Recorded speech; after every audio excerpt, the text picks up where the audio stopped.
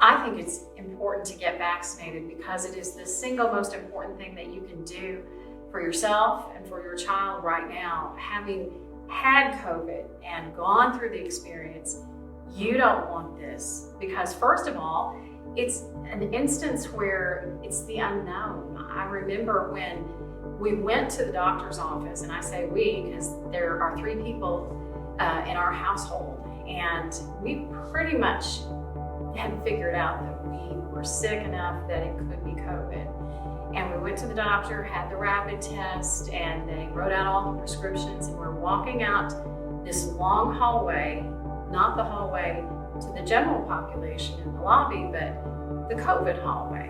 And we're walking out, and I'm thinking, oh my, we're on our own, aside from the medicine. And, you know, we're going home, and we're going to have to quarantine and be away from everybody else. How is this going to end? And that's scary because we know instances where people have done fine, and then there are those occasions when people die. And in Arkansas, we have had children die of COVID. That's not a risk I'm willing to take as a parent. And so that's why I got my son vaccinated as soon as the vaccine was available for his age group, because I felt it's so important. I don't want to take that risk with him. If you are concerned about, am I making the right decision, especially for my child? I know there are lots of parents who debate, should I give this to my child? I have concerns about reproduction or this or that. All of those concerns you should take to your family doctor, because your family doctor can answer those questions and go over them with you one by one. And you should feel much better when it comes from the healthcare community. When it comes from science, that's where you need to get your answers. Well, as soon as I could, I got the vaccine because I had COVID, and it was a horrible experience. I don't want to go through that again.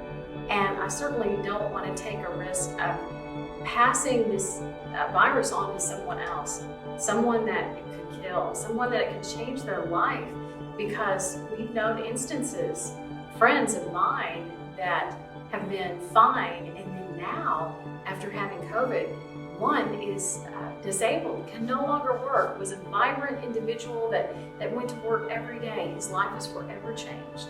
And so I knew right away I wanted to get the vaccine. I had to wait 90 days because I had had an infusion, an antibody infusion.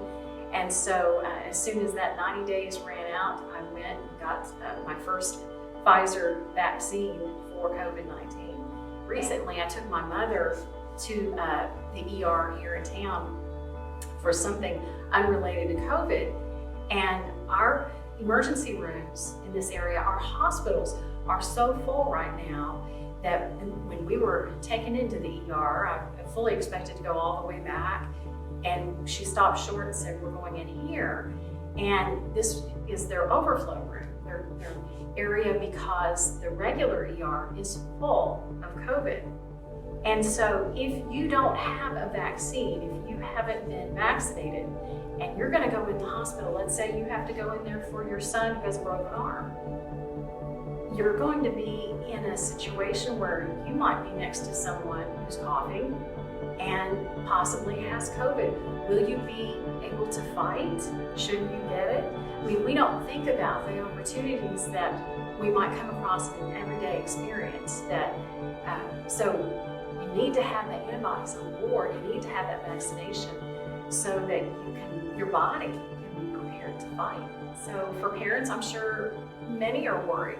What's going to happen this fall? It's a big question mark.